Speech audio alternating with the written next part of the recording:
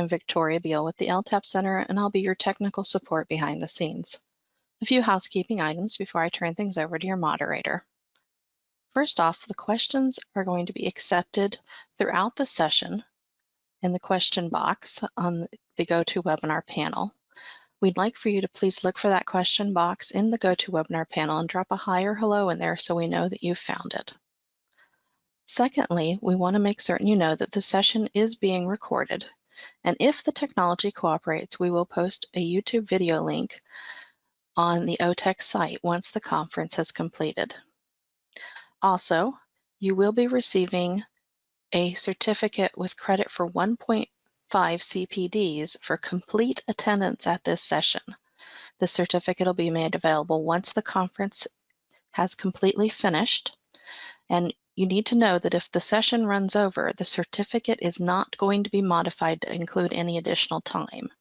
So we definitely encourage you to stay on if the session runs over, but please note that there will be no additional CPD credit given. With that, I want to thank you for your attention, and now I'm going to turn things over to Gary Engels.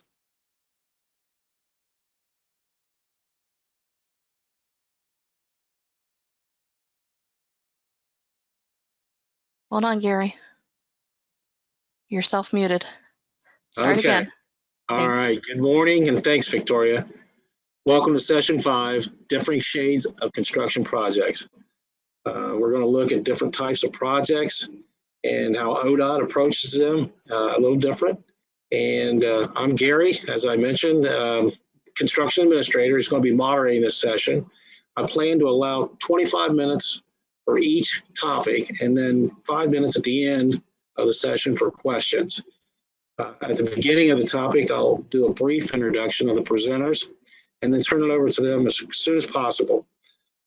So with that, the first presenter is going to be Cary Betzing, District 10, District Construction Engineer, who's been with the department over 22 years. First project I worked with Cary was the Pomeroy Mason Bridge down the Ohio River. The district construction engineer at that time was Steve Williams, and just time flies. So the second presenter is Steve Williams, and I'm hoping to, I don't know, just reminisce back on times that we worked together and then look at a project they did together. And they've worked over, Steve's worked over 30 years with the department, from the project engineer all the way to the district deputy director, District 10. Steve currently works for Shelly and Sands as the Government Affairs Director. Thanks everyone for attending. So let's get started with the first presentation. Road closed, major slip in Morgan County. Thanks. Cary, I do need you to reshare your screen, please.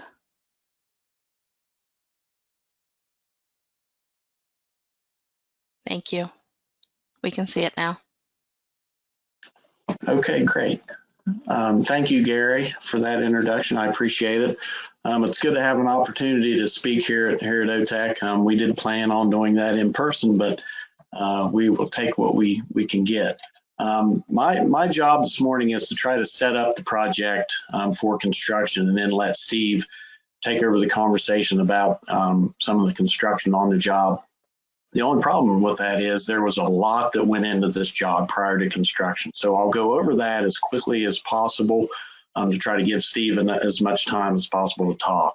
A little bit about the project. The project is a landslide project in Morgan County on State Route 376, just below McConnelsville.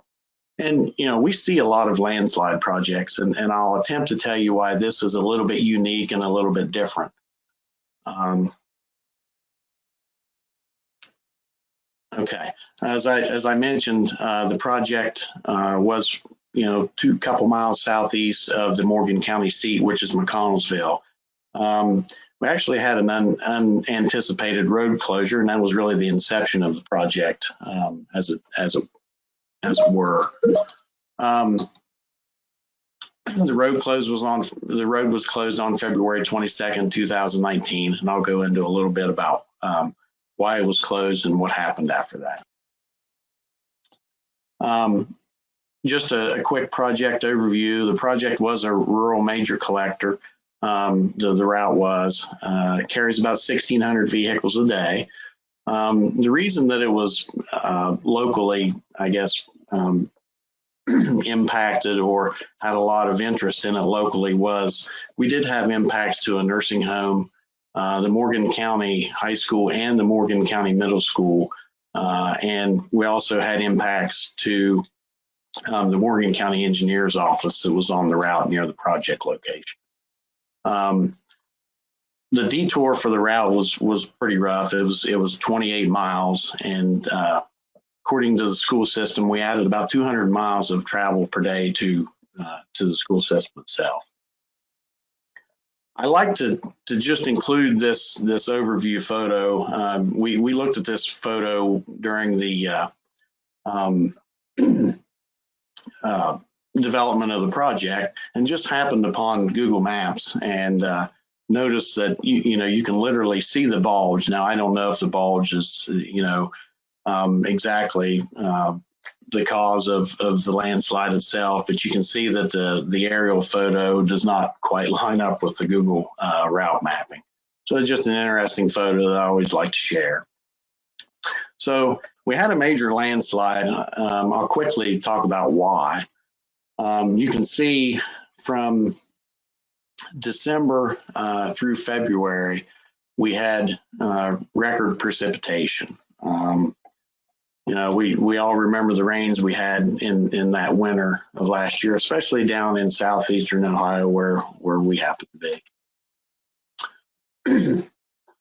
According to our local news organizations in the area, we had about 16 inches of precipitation, which is, according to them, a record, at least the largest amount from the 1940s and 50s. Along with that record precipitation, we had an unusually warm year. So all of those items culminated in what we had on February 22nd, which was the closing of State Route 376. Now, why do we close a route? I want to talk a little bit about our site assessment. In southeastern Ohio, we're fairly accustomed to seeing a lot of cracking in roadways, a lot of landslides. We do lane closures every year. We do road closures every year. So why was this particular route just a little bit different? So as we come to the site, we notice we have similar things that we see all the time. We see, cracking in the roadway, cracking adjacent to the roadway. Most of the time those are very localized cracking areas, and it's because the area below the roadway is unstable and the roadway starts to slide. But as we did a little bit more investigation, and it didn't take a lot, we realized that this thing could be a lot bigger than we first thought it was. As you look up beyond a couple of structures there in the location, you can see we have a large soil mass moving. We have a lot of broken trees. We have a lot of things that would indicate, well, this probably is a little bigger than our normal landslide that we deal with. It's going to close a lane or, even possibly close a road. So another picture that shows you just the massive amount of material that was moving down into the roadway area. The photo you see now shows the real scale of what we were dealing with. Like I said, we closed the road on February 22nd. We started investigating almost, immediately after that. And I wanted to show this photo just to give you some of the scale that we're dealing with. So we actually impacted about 750 feet of roadway, less than 1,000 feet. Our actual total earth disturbed activity for the project for construction only was 16 acres. So we basically had a 16-acre slide mass moving towards the roadway, shoving it into the Muskingum River. To continue the site assessment,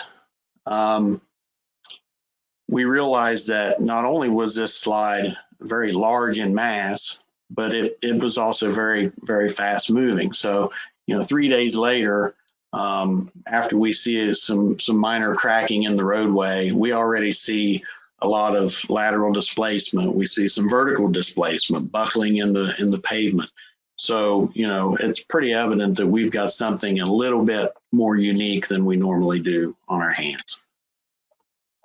So, February 27th, we were authorized to start our geotechnical investigation with the help of a consultant. And although I'll put the disclaimer out there, I'm no geotech engineer and don't claim to be. I know there's probably some geotechnical folks in the audience, so I throw a couple geotech slides in there just for you. We look at our boring location plan, and we have a couple interesting things I'll talk about real quickly. I highlighted a couple of borings on the plan, one up into the, near the slide mass, and one down at the roadway near the Muskingum River. One thing we noticed right away was, if you look at the boring log, you see that this was done with a 4-inch rotary bit, which means we couldn't really do any actual soil sampling. The site was just too dynamic, too wet, really hard to come up with a good sampling plan for the borings.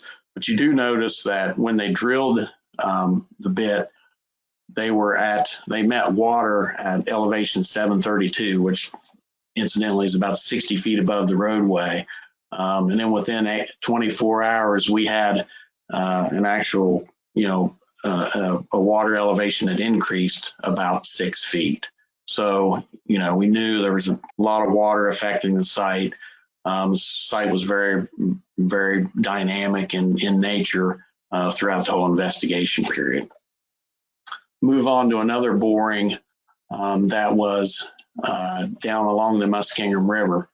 And I'll talk about the effects that this boring had on the design in just a couple of slides. We have, 12 inches of asphalt, and you'll notice that 8 feet below the surface, we had a bulge, the slip surface bulging out into the Muskingum River. We see sandy silt, a lot of brown, loose sandy silt with a water table that's only 12.5 feet below the surface of the road. So in non-geotechnical terms, I would call that a lot of crap. And that's what we had to deal with from a construction perspective that Steve will touch on a little bit. One other thing to notice from this boring are the letters WOH and WOR. That simply means weight of hammer, weight of rod. So the tool was basically just falling through the material as they were trying to sample it. Also wanted to show an inclinometer just for you folks out there. It's kind of an interesting inclinometer. And I did note that, again, we were authorized to proceed on the 27th. We did do 14 subsurface explorations. And we had a lot of movement that was over 5 inches within a 72-hour period. So what our folks would do, we would have them go out and get a baseline reading on the inclinometers in a day. And I believe a lot of times they actually got the second reading in the first day, because by the third day, the inclinometer was useless. It was already pinched off. So talk a little bit about the project challenges. As I mentioned, it was a very rapid moving slide. Our folks could not do any soil sampling inside the soil mass itself. And after investigation, with everything that they could use to investigate the site, they determined that we actually had 2 slides. The upper slide was very unique, 40 feet deep into the soil, but actually 20 feet deep into claystone. And even for us folks down in southeastern Ohio that see slips all the time, that's kind of a new one for us. The lower slide was 22 feet deep, and it towed out into the Muskingum River. Some of the other challenges that we had in getting this project from inception, which was an unplanned closure, to construction, were actually trying to clear right away. clearing environmental issues, and all of those normal project things we had to do in a condensed time frame. Because the soil along the Muskingum River along the road was so poor, we actually installed permanent casing for our shafts, which is a new one to me. I don't know if we've done that in the district before, but I've never seen that done, where we actually bid into a project the use of permanent casing for shafts. And I know Steve's going to talk about that a little bit more. And then we had the obvious, project challenges, just having the stability during construction.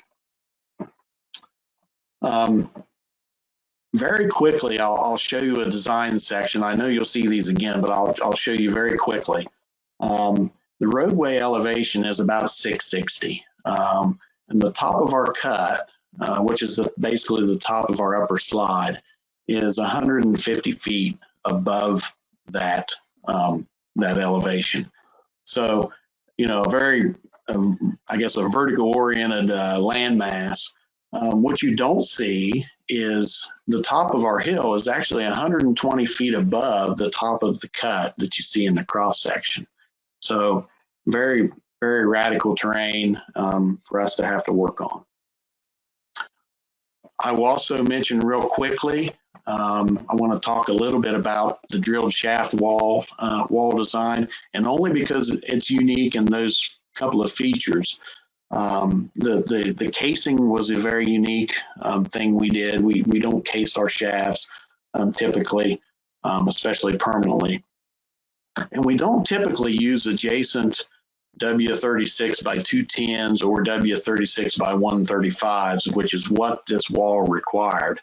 And when I say adjacent, if you look at the slide, you'll notice that we have king piles in the two frontward or more outward facing shafts that we have.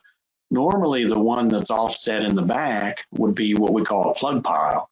That plug pile normally doesn't need to be reinforced. We would leave reinforcing out of that, and that would literally be just a plug to keep material from migrating through the two front shafts. So we basically had to doubly reinforce this wall to hold back that massive slide mass. Talk a little bit about the project design timeline, and this is what's really impressive to me. On February 22nd, the road was closed. Well, we began a lot of our activities that day. We began trying to get our right-of-way cleared and find out property owners on the site. We began our environmental clearance. We got authorized to do our geotechnical exploration on February 27th. The right-of-way was actually cleared on July 5th of 2019. And actually, concurrently, the plans were filed the same day. So we had the design ready. It was sitting there waiting for the right-of-way to be cleared. And as soon as that was cleared, we sent the plans up to Columbus for estimating and bidding. Now, what's more impressive than that is the fact that the bids were actually open July 25th. 20 days later, we were able to go through estimating, advertising, and bid. Actually opened the bids on July 25th. To me, that's pretty impressive feat. One other thing we did in the timeline, and one of the things we did to try to expedite the construction work, was to cut the trees on July 15th in a separate contract. So on July 15th, we hired a contractor through a statewide contract to cut the trees, and that was all done before the contractor arrived on site.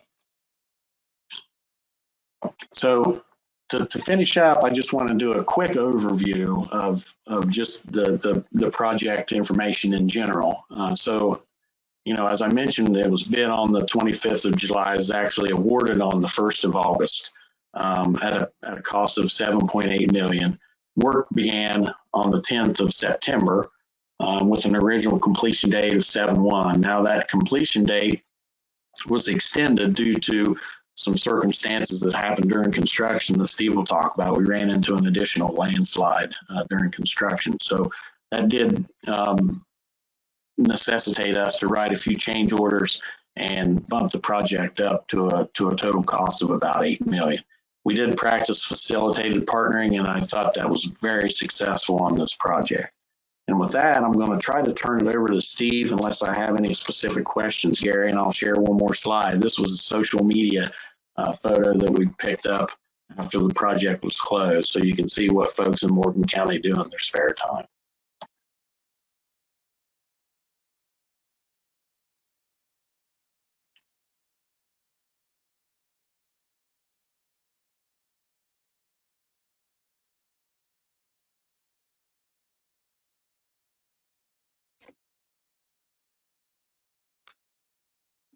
Okay, Gary, I assume there were no questions. I haven't heard any, so I will turn it over to Steve.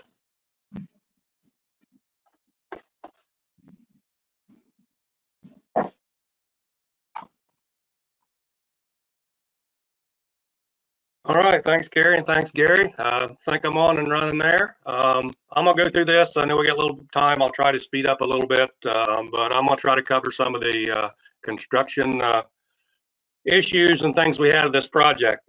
Looking at this picture, this is at the top. Actually, the top where it fell. This is pre-bid after ODOT done the smart thing and got the trees cleared. You're looking to the north. You're looking at a typical southeastern Ohio riverbank. You know, District 10 has got some uniqueness. You know, got the Muskingum River running through it and also the Ohio River.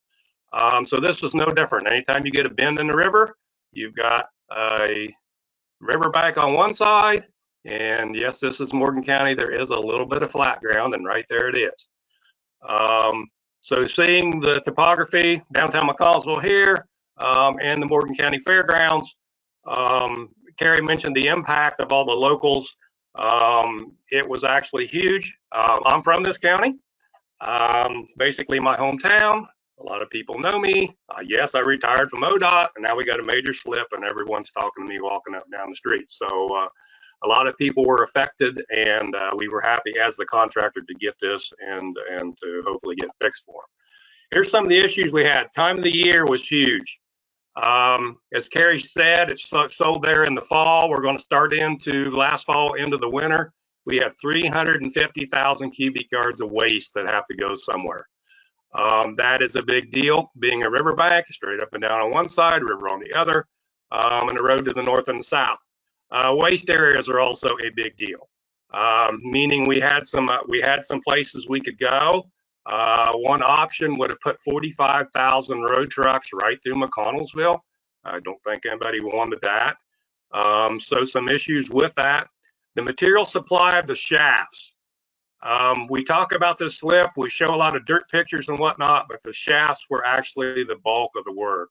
There was a couple $1 million worth of just materials in this, meaning that this stuff had to be fabricated. You have a 1/2 inch thickness casing that has to be made.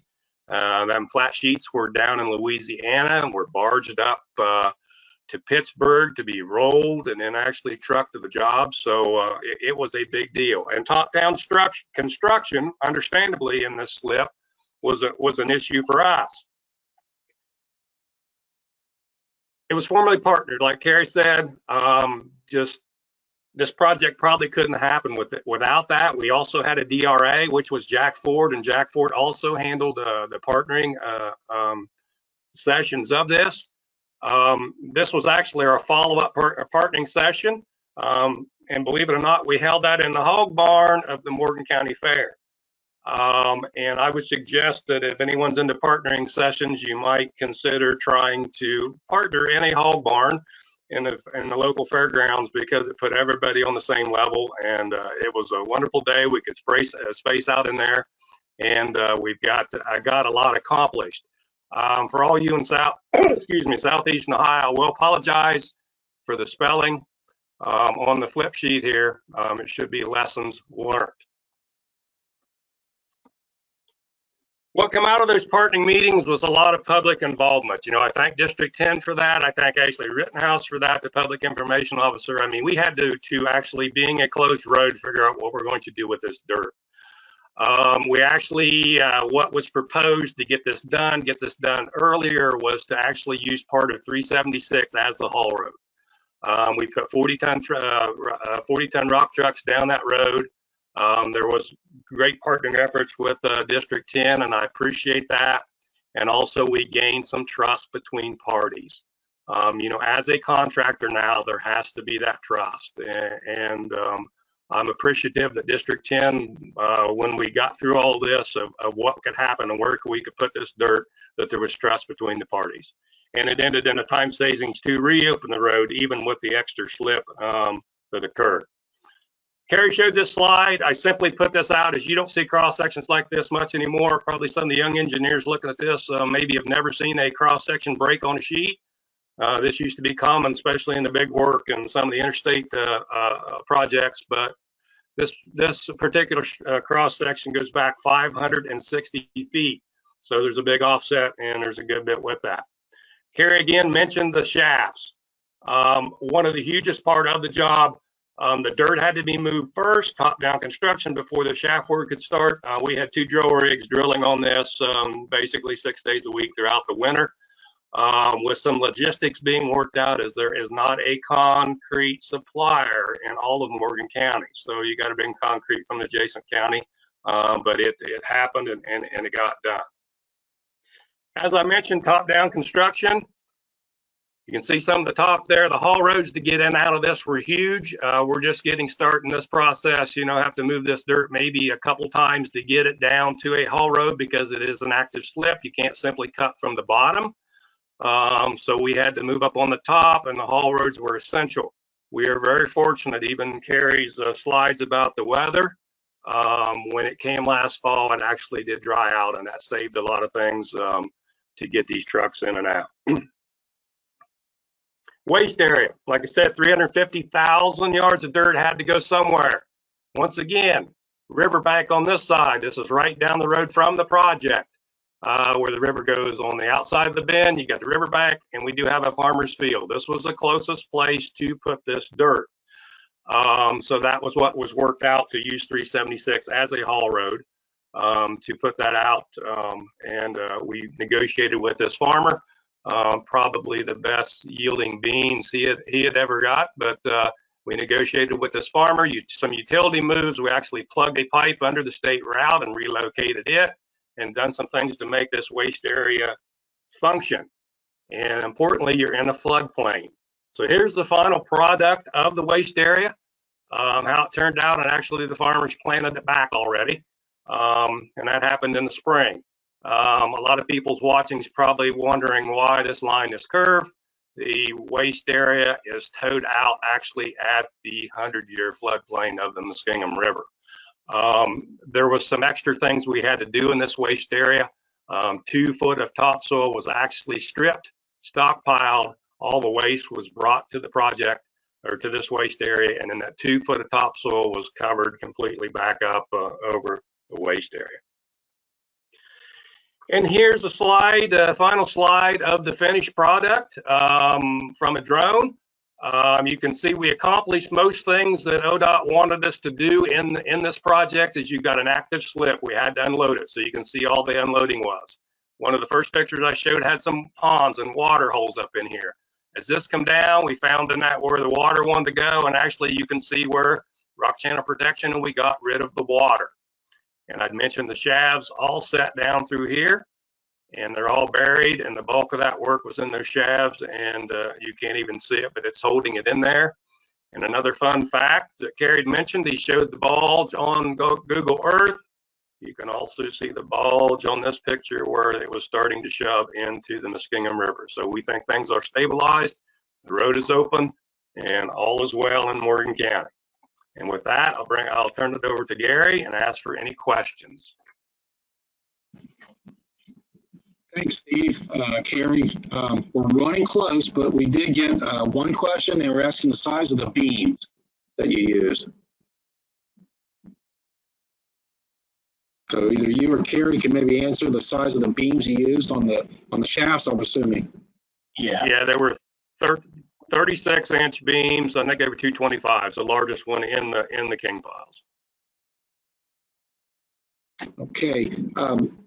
Victoria mentioned earlier that you did have other questions to send in. We'll be putting them on a spreadsheet, and we'll be keeping them, and we will respond to them at a later time. So with that, I'd like to thank Cary and Steve very, very much for their presentation. I think now we're going to move to, here we go, from southeast Ohio to southwest, the Cincinnati Airport. And this project is going to look at structural design, fabrication, and accelerated construction of the airport's terminal drive reconstruction. The presenter for today is Tom Less, who's a senior bridge engineer and team leader at Wolford. He's got 12 years of experience in structural and transportation design. So instead of me rambling on, let's get started. And the second presentation, a new path to take flight, Cincinnati Airport's terminal drive reconstruction. Thanks, Tom. Yes, thank you, Gary. Yeah, appreciate it. And hopefully everything's working and up. Let me know if not. So I've given a couple versions of this presentation before, but this is going to be new. I'm going to focus on the construction aspects, talk about some of the value engineering changes, a few of the other more constructability and construction side of this versus the design side or the planning side. So hopefully keep it new and fresh for any of you who've seen information about this before. This project basically comprised the terminal drive here, relocation, and also the new construction. This has got arrivals on the lower level, departures on the upper. The arrivals swing under departures, and this becomes a stacked roadway through the terminal. This also included the new Conrack facility, which is a parking garage facility located here. This is a rendering from pre-construction, and then I can move to the post-construction. So this is a drone shot of the final product. You can see it looks pretty similar, which is like we'd like. I'm going to move through these slides pretty quickly because I do have a number of them, but you know, I can share this presentation with anyone who would like it after. So this is located at the Cincinnati Northern Kentucky Airport, which is actually in Kentucky. You can see the project location here coming off Donaldson. This is the original configuration where terminal drive swung around the airport and then in. Here's a kind of zoomed in view of that. We're actually taking off a portion of this garage and we'll be coming in more directly. A lot of the reason for this project is to open up, they're going to demo this garage and open up this whole area for development of new facilities and also to aid in some of the development of their cargo.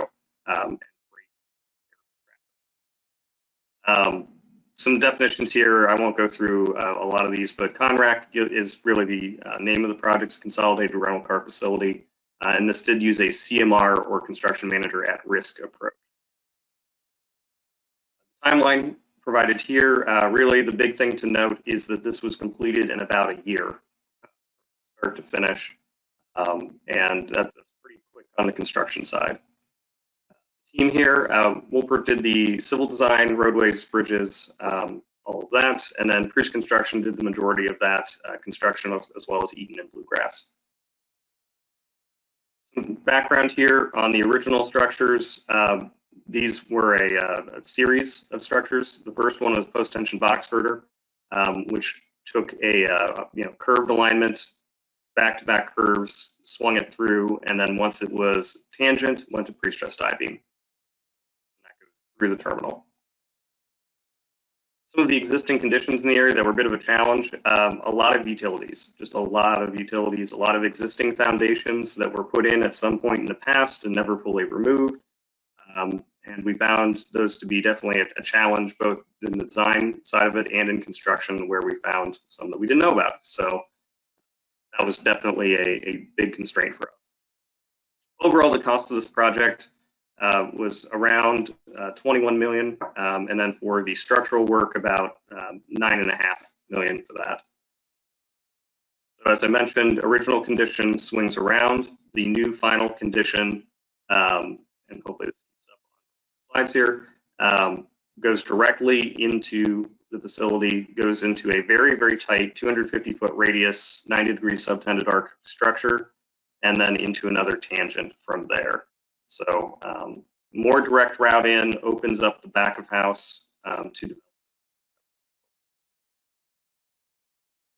Bid package 1 just basically did a new parking garage exit plaza in order to relocate that existing portion of the garage that we were tearing out. Bid package 2, we looked at doing a roadway package that's basically all the surface asphalt and the arrivals. And big package 3 was the structural work, an MSE wall for the first portion going into a Unit 1 bridge on a tangent, the curved Unit 2 structure, and then a tangent Unit 3 structure. Those had 3 different structure types, rolled beams, and then into a plate girder, and then pre-stressed I-beam matched into the existing. A lot of that was control of superstructure depth that we really needed as this swung under this to be a shallow superstructure depth.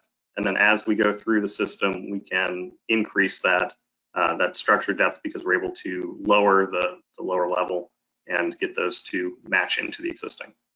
Over on this side, what we did to maintain traffic, it was a requirement that we not take down any lanes at any time.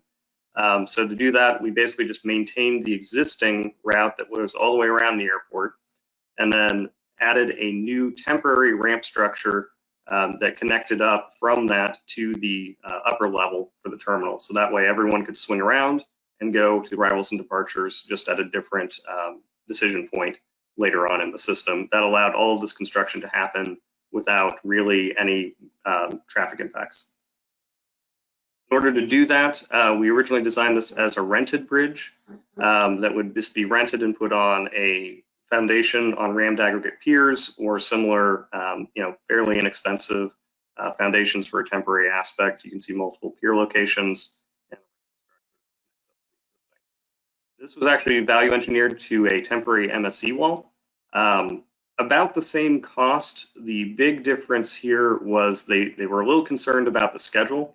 And with that rented structure, if you go out of your schedule, extends longer than planned, you have to keep paying the rental cost, monthly rental.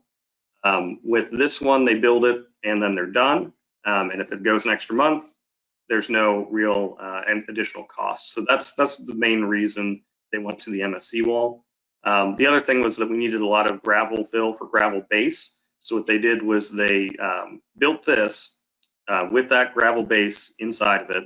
Then once we were done, we can take out this ramp structure. They repurposed that gravel base back into additional roadway base so that they only had one mobilization of that new fill material. One of the things when we did that though was we had some utilities we had to jump over. Originally we were spanning it with our temporary rental structure. Now we're putting 20, 30 foot of fill on top of it, so that's going to be an issue.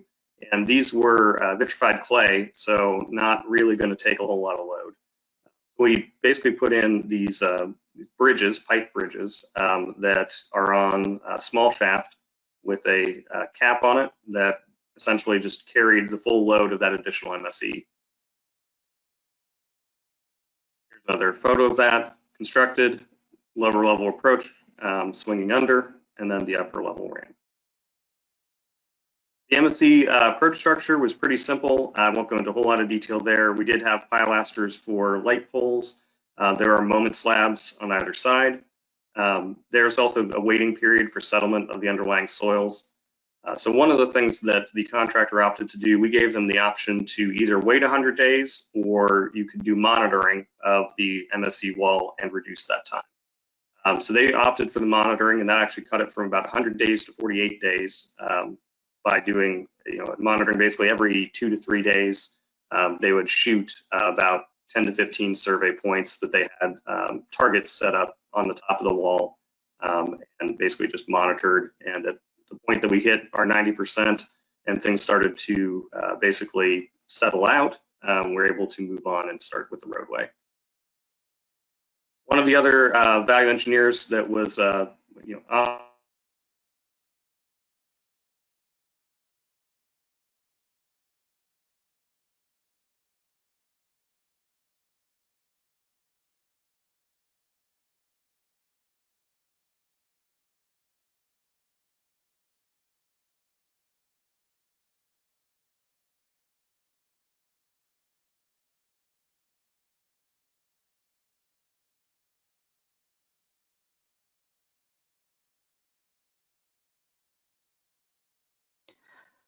Seems we have a slight problem with Tom having frozen up, so we're going to give him a second to get reconnected here. And in the meantime, I can go ahead and send the presenter status over to our next team of presenters. So Adam, if you're ready.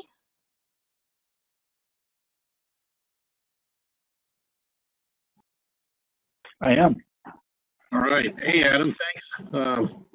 Sorry, everybody, for a little mishap. I'm sure we'll get back to Tom here real quick. Adam is the first presenter, and they're going to be presenting on the ODOT's uses of alternative technical concepts, ATCs. So, Adam, you've been with the FHWA for 15 years. We've worked together closely on many, many things. So with that, I'm going to turn it over to you, and I'll bow out of here real quick. Thank you, Gary. And Adam, we need you to go up to display settings above the large PowerPoint slide and just click on display settings. Go back. There you go. It's the middle one there. You're right there. And swap presenter view and slideshow view. Excellent. Thank you. All right. So Eric Collig and I are presenting on recent uses of ATCs, alternative technical concepts, and tying that in with VECPs. For those of you that aren't aware, here's the definition of an ATC, and this is something that Federal Highways has promoted for a number of years. It was, in fact, one of the technologies promoted in EDC2. And so the concept, and here's the federal definition, and now the state definition, is that, and while the words are slightly different in the two definitions, there's two key points that they share, and that's a change in scope to the project, and that the alternative or the change is a solution that's equal to or better than what was proposed in the original proposal. And the key difference between ATCs and VECPs is ATCs are done up front. They are done during the bidding or proposal process, and VECPs traditionally are done after the contract is awarded. And so this spring, there was a NCHRP report that came out, and it was a synopsis of all of the uses of ATCs countrywide, and then a guidebook on how to use ATCs if an agency is interested in it. Interestingly, ATCs have been used not only in design-build projects, which is where Ohio DOT chooses to use them, but also in traditional design-bid-build and other alternative delivery models. And the reason that the VECP is important to me is because ATCs and VECPs both involve a change in scope, but with a VECP, since you have the original proposal in a bid situation, you're able to calculate and tabulate how much money the department's saving by doing the VECP, whereas in a ATC, since the scope is changed in the bidding process, the department really doesn't know and can't calculate what the savings are for the acceptance of the ATC. So there are two flavors of ATCs, and some may say that, that there's really not a difference, but one would be a full scope ATC. In other words, the full scope of the project is available to be adjusted by the proposers, and the other would be a limited scope. In other words, there are things within the proposal that are not available to the proposer to modify or change or to propose something different than what's in the plans. ODOT uses strictly limited scope ATCs at this time. So as I mentioned earlier, ODOT has chosen to use ATCs only on design build projects, and they put the criteria for the limited scope ATCs in the SOQs. This was the first project. It was the phase 1 of the Interbelt project up in Cleveland from about a decade ago. And I've highlighted what deviations or what changes in scope would not be acceptable. In other words, if a proposer turned in an ATC, it changed either the IJS or required a new design exception, it would be disallowed from the get-go. And I'll move forward to the next project that we did ATCs on, and that was phase 1 down here in Columbus, the 670-71 interchange. And I'd like to point out, and you'll notice that not only did the state not allow design exceptions, additional design exceptions, or modifications to the IMS, but they also stipulated that right away, if it was a change necessary in the available right away, that would be a basis for rejecting the ATC. So before I turn it over to Eric, I will just mention briefly ODOT's process. I don't have a slide on this, but ODOT's process with ATCs is with a design build project. Usually there's a selection of proposers that are allowed to bid on the project through the SRQ process, and then once the shortlist has been determined, they're invited to develop ATCs based on the scope of the project that they're working on. And again, the concept with ATCs and VECPs is that we want to leverage the big brains and skill sets of not only the contractors, but the design community to come up with solutions that are as good or better than the ones being proposed by the state. And with that, I will turn it over to Mr. Cowig, if I can remember how to do that. Thanks, Adam.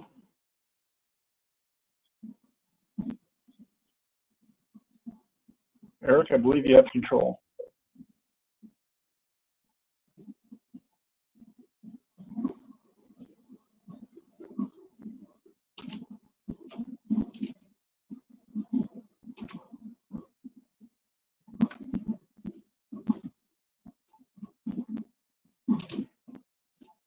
Okay, thanks. So, like Adam said, when we do ATCs, we do a limited scope, and one of the things that we do is we do not want to typically get into the NEPA reevaluation. Anybody that's been involved with the ODOT's design build program, we typically complete NEPA prior to award. Now, one thing that CFR 636 does allow is NEPA to be completed after award. So a natural kind of argument or extension would be is why wouldn't we allow a reevaluation after advertisement, but before still award, which is when ATCs actually occur. But what we have done originally, or what we did do, was we would not allow anything to do, any ATC, which would be a change to NEPA. And also we wouldn't even allow the risk, the offers to assume that risk. And it kind of leads me into that first discussion. So the second major design build that we did with ATCs was the 670-71 Columbus Crossroads Project 1. Now I know Adam had said we'd done it on CCG 1 up in Cleveland. This is kind of the second major project. I'm putting this picture up just because it's a nice looking, timely picture, pretty trees, but really there was all kind of environmental commitments that are shown in this picture. Top left, you can't really see it, but it's Fort Hayes is up there in that picture, all kinds of requirements with vibration monitoring that we had to do because of the historic buildings. In the foreground was Columbus State, which anytime you were around working in a community college backyard, you had all kinds of commitments required. And what you don't see is off the screen is St. Paul AME Church and also Historic Baptist Church. And I apologize, I can't remember the name, but there was all kinds of commitments that were actually in there. Now, all these commitments that I'm talking about with NEPA have nothing to do with the topic I'm going to talk about, but it was just an interesting project, and I really liked the picture. So one of the first major, one of the big areas of construction that we had to do on this project was the Spring and Long Street connectors over 71. and also the roadway between the Spring and Long Street. So Long Street on the left, Spring Street on the right. One of the things that was required was to essentially build these green space caps over the top of the freeway. Long Street, if you drive 71, is obvious. On the right, though, there is essentially this cap as well. That underneath that cap was actually the roadway, 71 ramp going to 670. So this is one of those areas, all kinds of potential for innovation, cost savings potentials. So we received immediately an ATC that came in that built the Long Street cap, but moved the 71 ramp to in front of the abutment walls. A lot of money savings potential there, made sense, but ultimately it was rejected. Now, we officially rejected it for a couple of different reasons. One of them was, it increased the structure length of the Long Street bridges and the Long Street cap and also the Spring Street. So that increased cost. There were some minor geometry issues with the side streets, but arguably it was centered on the environmental document. It modified the design of the Long Street cap, modified the green space over that connector road, which is actually Elijah Pierce Boulevard. And another reason we had in our documentation was increased walking distance. Now, to me, that's a little bit of a question, as the space across the freeway is not going to get much longer, but that's what we had. But it really showed ODOT's reluctance. We did not want to do anything that would jeopardize a NEPA reevaluation during an ATC process. So kind of an opportunity lost. But what was interesting about it is we actually did do a NEPA reevaluation on the project right in the same area. So you're seeing the Long Street cap on the left. And on a Friday night, probably about 7 o'clock, the project manager walked down in the office and asked, hey, can we construct this Long Street cap on the other side? And so I made a phone call to the project manager, left her a message. By Monday morning, the reevaluation had been started. 30 days later, we actually constructed that cap or designed that cap to be flipped and went onto the north side. So while we were reluctant during the time of bidding, we did evaluate it after the fact. And actually, this is a shot from Google Maps, which shows where it's actually constructed. Nice little piece of the project. Next time and so we learned a little bit on that. We learned to lighten up a little bit on some of the NEPA language. And so we got into the George Voinovich Bridge, the second one, probably arguably the third major design build that we did. And one of the things that we said is they have to have a discussion with the ATC submission on how it is in accordance with the project environmental documents. So one of the things that was required on the project was an entrance ramp, 14th Street entrance ramp onto the I-90. And there was two connector roads that were supposed to connect Abbey and Fairfield. And what else was supposed to happen is there was a construction essentially of a park within almost the infield and also and parking underneath the proposed new structure. It's a greenfield, large-sized park between the roadway and actually the freeway.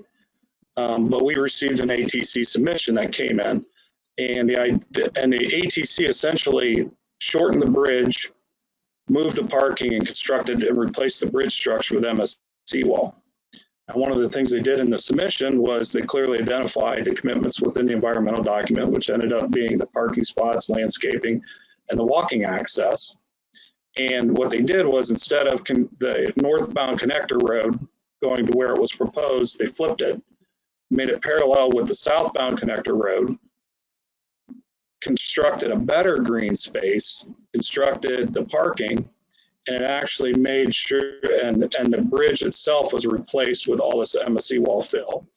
Now that was the ATC concept, and it was proposed to us, and it was approved, but we made a contingent. Essentially, the coordination risk approval lied with the proposer. So the proposer themselves took that risk if it had to go back out to the environment or a reevaluation and a proposal to the city or to the locals. So they accepted that risk, and there was a possibility that that could have been rejected. And if that would have been rejected, it's a lot more expensive to build a bridge than it is MSC wall. But ultimately, it did work out.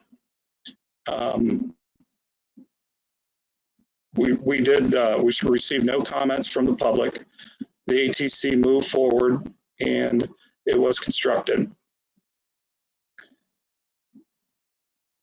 I'm getting a delay. So here's a picture of what's actually out there now from Google Earth. As you can see, the parking spots there, the green spaces there, and some better pictures.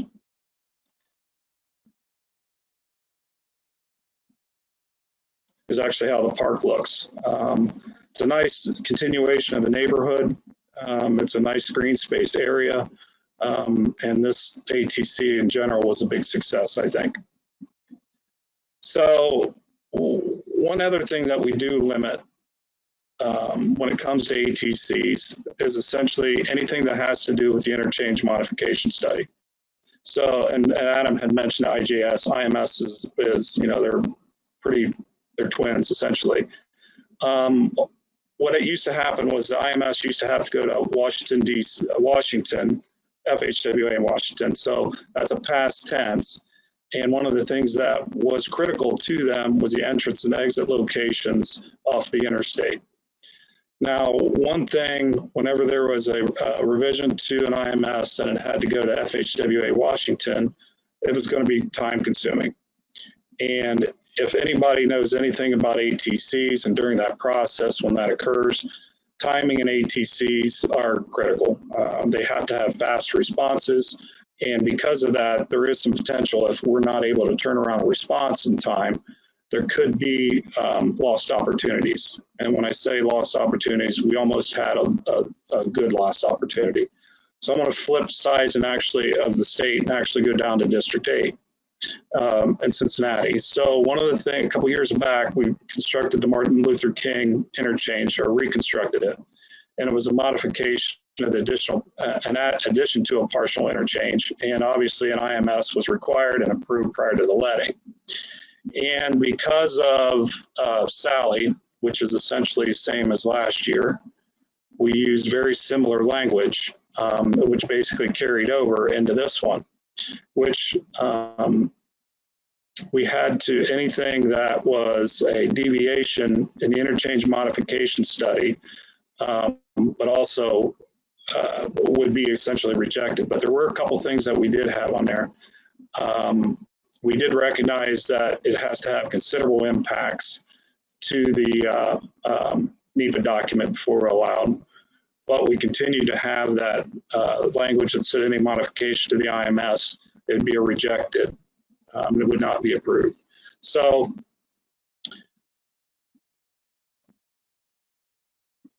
being an interchange, the alignment, the roadway alignment was a big part of it, obviously. So the original scope had the roadway exit from 71, split, and then exit to MLK with the right side roadway at the top, going on to Taft.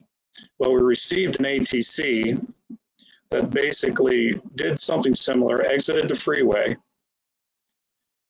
but instead of the roadway going to the left to exit to MLK, it stayed to the right to exit to MLK, and the roadway continued on through. But while it sounded good, because obviously what it ended up happening is it reduced 3 walls down to 1 constructed required wall.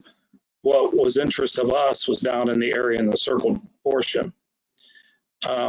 So what was required when they did that, they actually flipped the 2 lane assignments. MLK went direction, Taft went the other.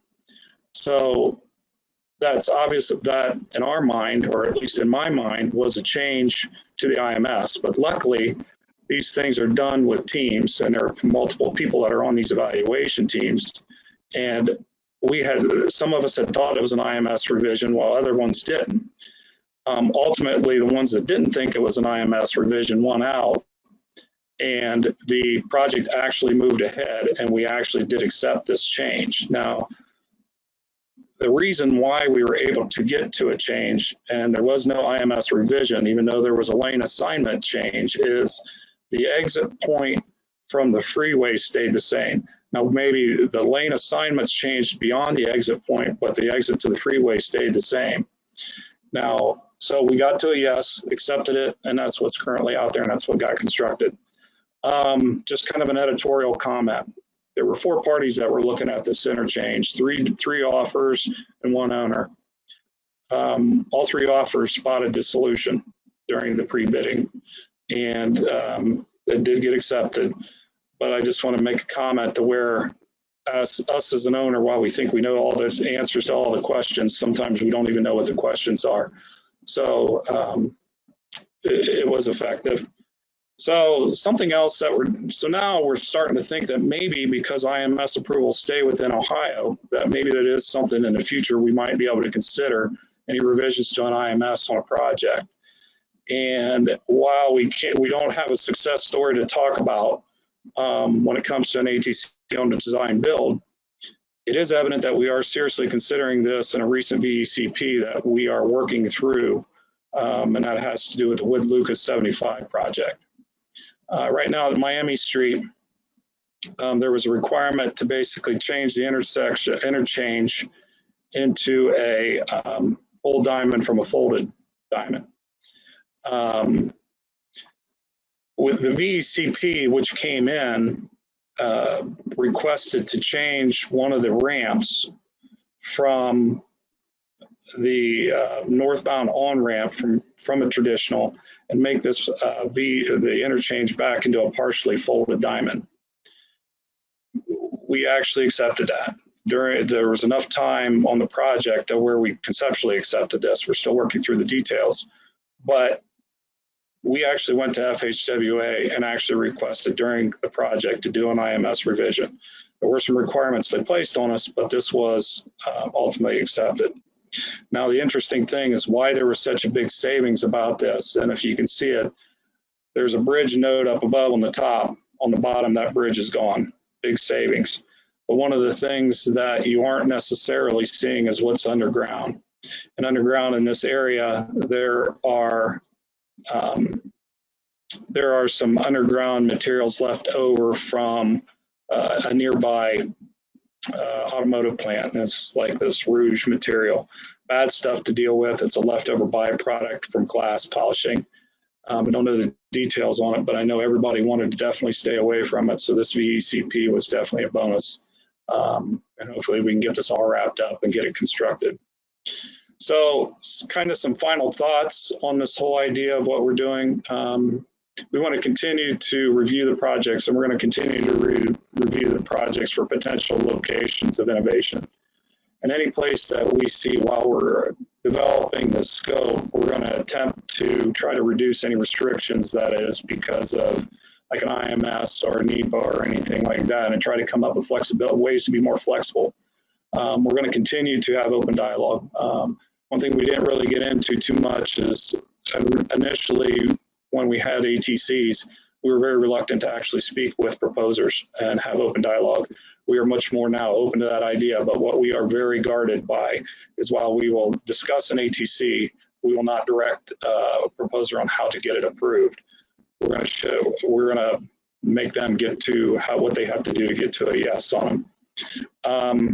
But one thing we are going to try to start doing is figure out a way to share more risk approvals, reevaluations, potentially through additional reviews. We're working towards that. We think that it can be successful. And one thing we definitely want to continue to be with these ATCs on design build is be aggressive. Sorry, I was at a high school football game, so that's stuck in my head. There are going to be, and this is evident on this project that we're actually getting underway with. This is a modified, when I say this project, I'm talking about Summit 76 design build that's actually under procurement. there is very prescriptive portions of that modified design build to where the plans are essentially going to be completed. But one of the things we are going to do is we're going to allow optional bids for ATCs on that prescriptive portion. We only really know one other state that's done it. We think it's going to be effective, and hopefully the next time around, maybe at the next OTEC, we'll have a success story on how it worked.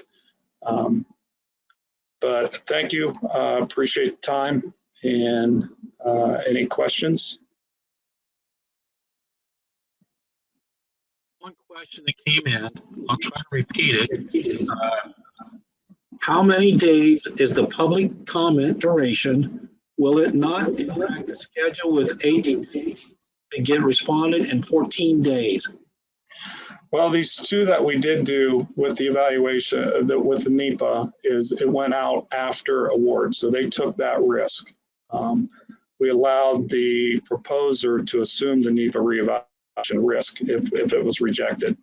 So while doing it within the ATC process may be difficult if we have the 30-day evaluation, doing it after award is possible. Now, one thing about the NEPA reevaluation, if it would occur during the ATC process, is that can't stay confidential. That's an open process. So the only real way to do it and to ensure confidentiality of the concept is to do the reevaluation after award. So there is some risk that proposers are going to have to take. Okay, I have another question.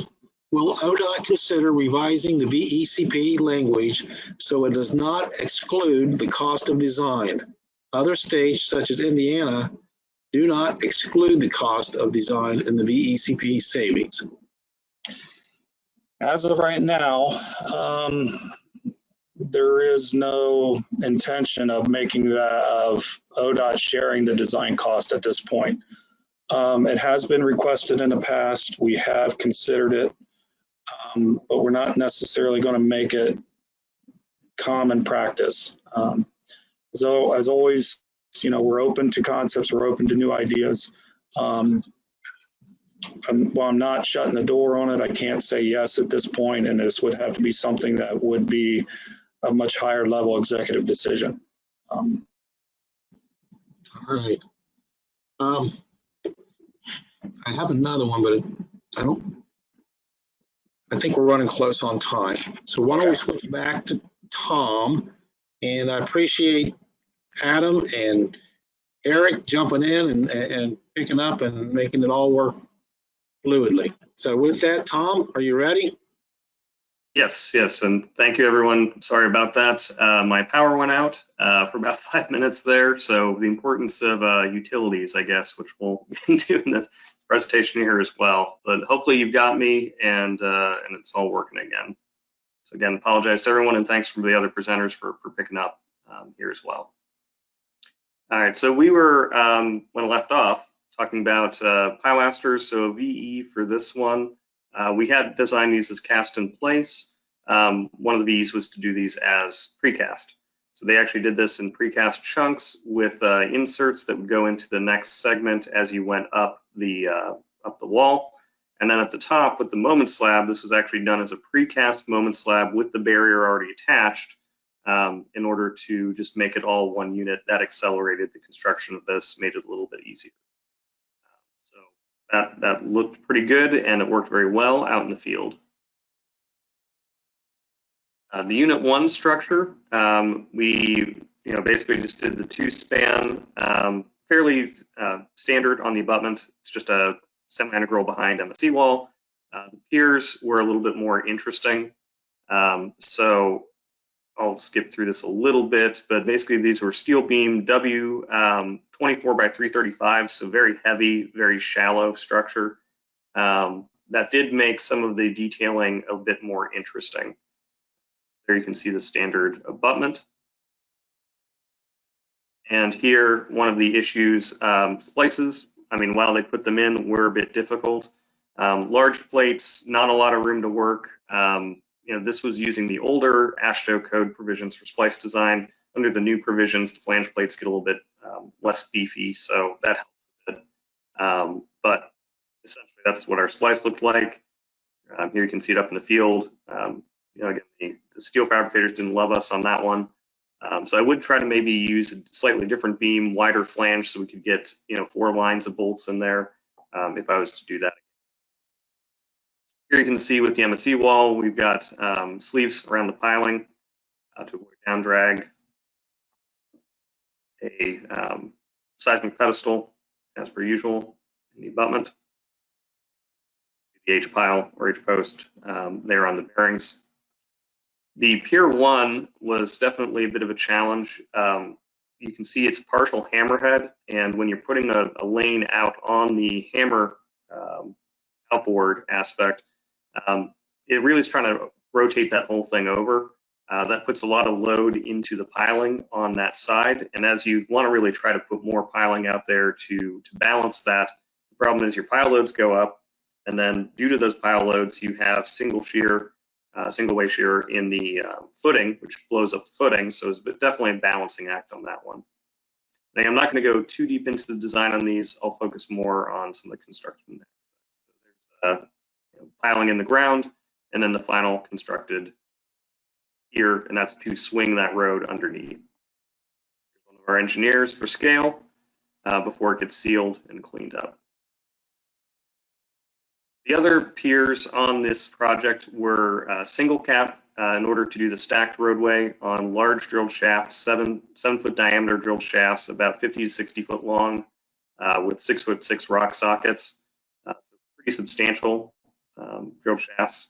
Here's the auger bit and one of the cages before it gets down into the hole.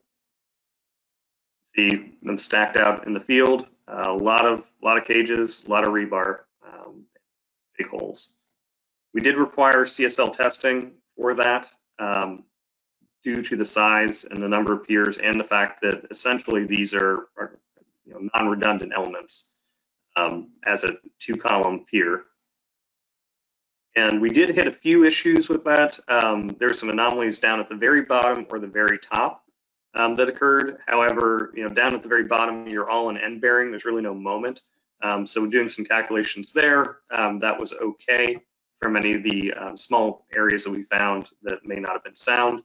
And at the top, part of it was due to the way that they constructed it, where they actually did a construction joint about 10 feet down and then spliced the rebar into the column, and then basically filled this up with concrete and then inserted the column steel and held it in place until it solidified, which was an interesting way of doing that. But because of that, we think they jostled the top of those CSL tubes a little bit, which may have debonded those and been giving us those errors. We did sound the top of these and they were fine. Didn't really see any issues. Some of the other aspects in this are a little more difficult, where this was at an airport, non-redundant element, looking at force protection. So we actually incorporated blast load provisions and for anti-terrorism. And that's basically just seismic zone 4, ASTRO provisions for increased ductility. We did not do a dynamic blast load analysis, which is a whole different beast to do, but we did incorporate all of the provisions for it. And that's what this looks like. This is basically the summary of how you have to deal with plastic hinge regions and all of your detailing, which is a good bit of detailing here. For any of you taking your PE exam or SE exam this week, you can snip this page through your provisions. Drill shafts, we did originally figure on a permanent casing being 50 or 60 feet down. And we included that in our L-pile runs and lateral analysis. The value engineer from the driller was to remove that and do temporary casing. This did require a bit larger shaft. We just added more cover to get to a similar stiffness for the pier analysis, because as we change the stiffness of those columns and shafts, that changes the distribution of the moments within the pier. Here you can see the top of that, very congested bars up there. Also have the hooks, and these are number 11s on the main bars for the shaft and the column. So having those hooked in a number of the areas, we did have to actually stagger vertically the height of those bars so that they essentially overlapped each other in the middle Think of your sports team, everyone put their hand in the middle kind of thing. In order to get those to fit. This was another risk issue that came up during construction. There was originally some shafts that were out there that we were going in between in order to put a new shaft in. We gave about 1 foot to 2 foot of clearance from the existing shafts, but there was some concern there about those existing that they were over poured. Our driller was actually the one who drilled the original ones, 20, 30 years ago, and they were able to go back into their records and found that they actually put 30 cubic yards more concrete into the hole than what the volume of the plans would say there should be. So essentially, as you're filling that up, concrete is pushing out into the surrounding soil. And so, there's some concern there that, how far did that push out into the surrounding soil? Are we going to be able to get this in, or are we going to hit concrete with our new drill? So because of that, we went to a VE for a grade beam to avoid adding that new extra shaft, and basically reuse the 2 existing shafts with a new grade beam. So here you can see this was the column and the original shaft location. We spanned that to the 2 existing shafts because of that concern over, this isn't a nice clean diameter. This is going to spread out potentially into the area where we would have been putting our new shaft. So just a note of, think about that for future. If you're looking at prior uncased shafts, those may expand more than you figure. Here's a diagram of what that grade beam looks like, very much a strut and tie deep beam for analysis. Another issue that came up with the shafts, there was a main electrical feed that fed the roadway lighting and one of the main garages at the airport. That was originally supposed to be on this blue line, but we found it on the red line, about 20-foot offset from where it should have been, and went right through where our proposed shaft location was. Originally, this line actually threads through most of these foundations from this existing garage, so we figured, okay, it shows it there, it's probably a little bit offset to feed through, but ended up, as they drilled it, they hit the tape above it and found that this line was actually here, and that was, again, electrical main. Found that on December 20th, which was a great time to find that too. We did end up doing a relocation of this line with a temporary generator to feed as they did that relocation. This probably could have been, well, might have been avoided. I wouldn't say probably, but might have been avoided if we'd done more SUE work out there. So that's just a kind of a lesson learned from that. Unit 2, getting to that, highly curved, radius of 200 feet here. We got limits on laydown area, shipping, fabrication. Very, very curved though, and that definitely caused some issues. So we talked to fabricators and some erectors to talk about that, and came up with a solution to do that. Basically adding extra piers, splitting up our girder segments a bit more, end up with about 8 spans, 48 to 68 feet on a span. Also looked at plate cutting out of the guidelines for constructability from NSBA to make sure that we can actually cut the flanges out of a single sheet of plate. So looked at plate runs, made sure that our segments could be fabricated out of that. Looked at shop splices as well. They weren't really justified based on the flange thicknesses we were working with, which is the 16-inch flange width, and then ranging from about 7/8 up to about 1.5 inches. Here you can see they actually got a little bit larger plate run, and we're able to fabricate a couple out of each plate. Fitting that up on the shop floor. This is where they're going through and welding the flanges together and just moving this through their system and pushing it down until you get the tolerance as it went. This is an example of our cross frame, pretty beefy, and we've got gussets for that.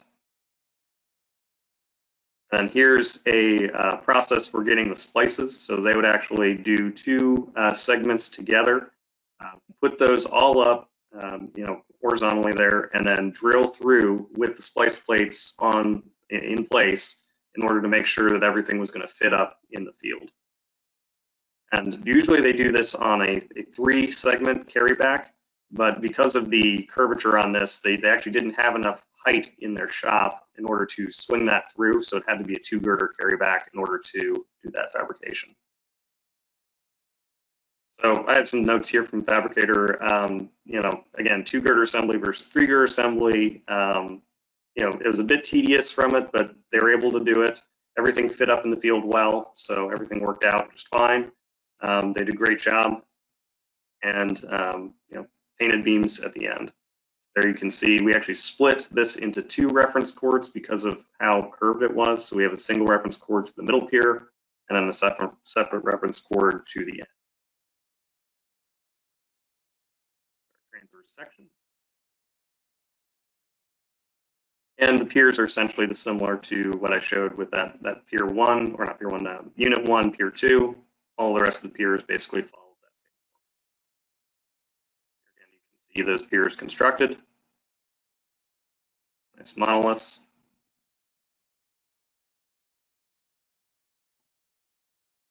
I won't get into the analysis a whole lot with this, but just as a quick discussion, we did have thermal retainers along the girder 3 line, which was our thermal control line. There's a true neutral point, fixity point right at girder line 3 in the middle pier. Everything else floats except for these ones along that 3. We did do some retainers for that that were anchored into the concrete on either side. One of the things that we provided there was a offset. So depending on what temperature of girder setting and retainer setting, this needed to be a different clearance from the edge of the plate to the retainer as that tries to open concave or convex with the thermal expansion. Gusset plate system for the cross frames. We did do a sequencing analysis and looked at pore sequencing. Basically start at the ends, work towards the middle is essentially the way it went. We did a UT lift and UT bridge runs on essentially analysis of single girder segments to make sure that they're not going to roll or exceed stress ranges when they're placed out there before you've got everything connected up. This did require additional temporary timber blocking at half the cross frame spacing on the bottom flange during the pours. Once things hardened up, you get able to knock out that blocking, and you just left with the cross frames. We did also require a erection plan, very important for something like this. So there's our pore sequencing. Again, ends, then working towards the middle in about 4 pours. When they did the picks, they actually half bolted a number of these plates and actually slid the plates in place onto the ones before. They also bolted up a bunch of the cross frames and essentially lifted it very carefully, slid it in, and then drop bolts to get those connected together. That worked quite well. They did do temporary towers to get 3 points of contact under the beam at all times in order to, again, prevent that rolling. There you can see it's being lifted. Again, you've got splice plates already connected, a couple of the cross frames already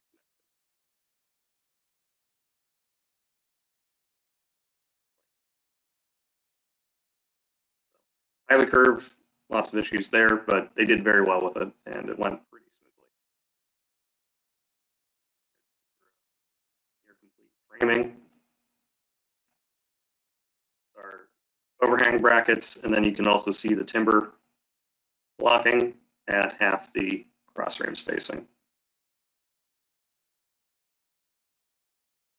One of the things that we did require was macrosynthetic fibers, and then use some of the ODOT requirements around maximum permeability, cementitious content. Stay-in-place forms were allowed. We did have some requirements on those, that they had a greater than 75-year design life, and the contractor, we originally said high performance polymer forms. The contractor substituted galvanized forms, but did a site specific analysis that we helped them with to meet that design life. On the deck concrete, they use smart sensors. So that's one of the interesting construction things. So essentially this uses the heat of hydration to predict your concrete strength. And you put these sensors into the concrete. They've got a little wireless transmitter, and it transmits out, and you can get a cell phone app and see the maturity curve and your strength of your concrete pretty much live. And it does predictions of that. You know, does about 4 months worth of battery life to them, so that certainly shouldn't be an issue. And then you can see some of the other parameters here about wireless signal and that sort of thing. Basically, this heat of hydration, there's an ASTM on it, C1074. We did require them to do breaks to validate that strength for at least the initial pour, and we came within 50 PSI on predicted to the maturity curve that was coming out of the software. Very good accuracy there. That allowed them to speed up the time between pours. Essentially, as soon as they hit our requirement, plan requirement, 85% of FC prime, they could move on to the next pour. So they were doing pours maybe a day or two in between versus 3 to 4 or 5 days in between.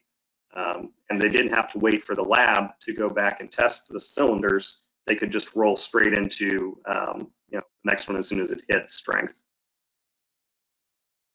Another aspect there was the SIP forms. Time to first maintenance requirement was 50 years and 75-year design life originally. When they wanted to switch to galvanized, we were looking at a G235 spec on that. Those are about the heaviest galvanizing you can get readily on that material. We did work with them a bit to do a site-specific corrosion analysis and got down to a G165, which is much more common. I'll skip here. This is just kind of telling you what those mean. Essentially, it's just the amount of So there's some tools out there for that that you can do, basically looking at atmospheric conditions, salinity, humidity, what you're doing, and where it is. You can get a lot of that data from general weather information, NOAA, National Weather Service, all that temperature, humidity, precipitation. Sulfur dioxide is tracked by EPA on a regional basis, so that's pretty easy to get as well.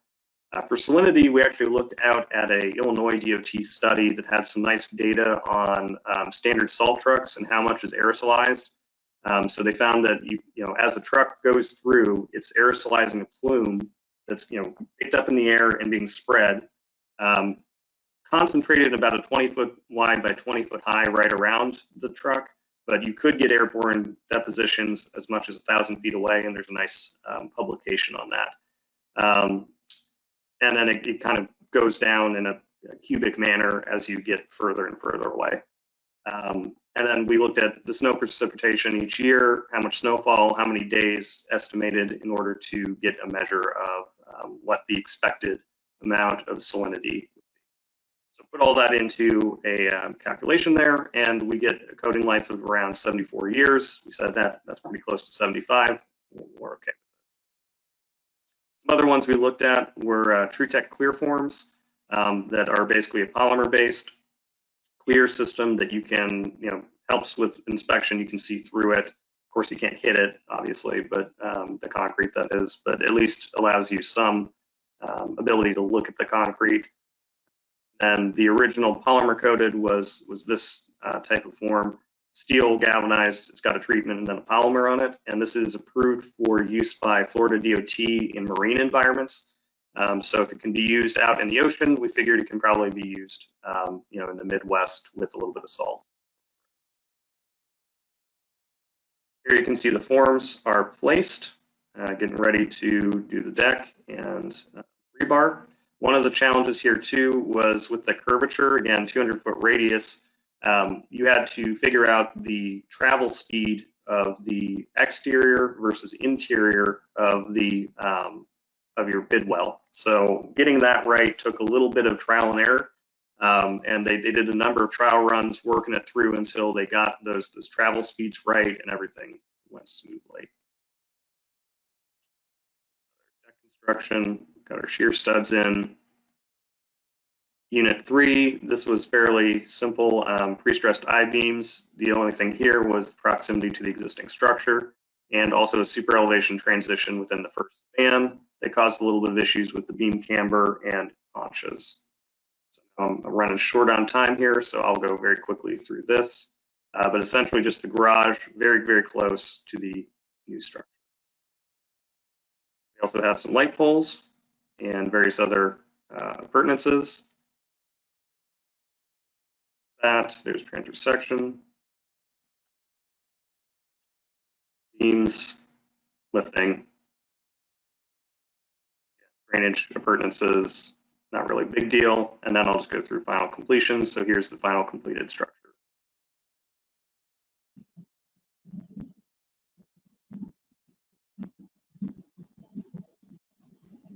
Up, and then that MSC wall will come out.